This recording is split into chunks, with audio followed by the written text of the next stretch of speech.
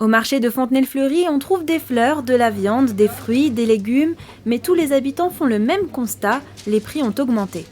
On commence à moins acheter, déjà c'est trop cher, regardez les prix. Aujourd'hui, se nourrir, ça revient très cher. Quand on n'a pas le temps de faire soi-même la cuisine ou de cuisiner, ce que j'ai fait pendant des années, et aujourd'hui, c'est très compliqué. Alors pour éviter de perdre des clients, certains producteurs ont choisi de faire des promotions en fonction de leur récolte. On sent que les gens ont moins d'argent, qui commencent. Des fois, ils vont acheter vraiment juste ce qu'il faut. Ils ne vont pas en acheter plus. Oui, ils vont faire les promos, comme là, les pommes de terre sont moins chères à 2 kilos. Donc, ils vont prendre les 2 kilos, comme ça se garde. Mais pour d'autres, c'est plus compliqué.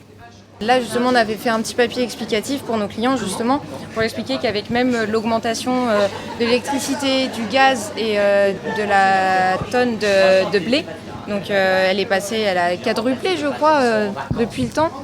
Oui, c'est ça, doublé, surtout doublé depuis le temps. Et du coup, comme nous, nos poulets et l'élevage de manière générale est nourri avec des céréales, avec du maïs, avec tout ça, forcément, les bâtiments sont chauffés au gaz, à l'électricité. Nous, on ne peut pas répercuter tout ça. Enfin, on est obligé d'augmenter nos prix.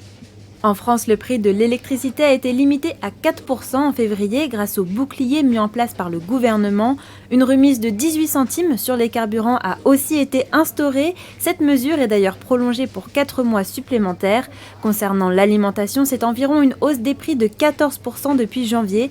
Cela concerne surtout les huiles, la farine et les pâtes. Le nouveau gouvernement d'Emmanuel Macron devrait annoncer un premier projet de loi sur le pouvoir d'achat en juin après les législatives.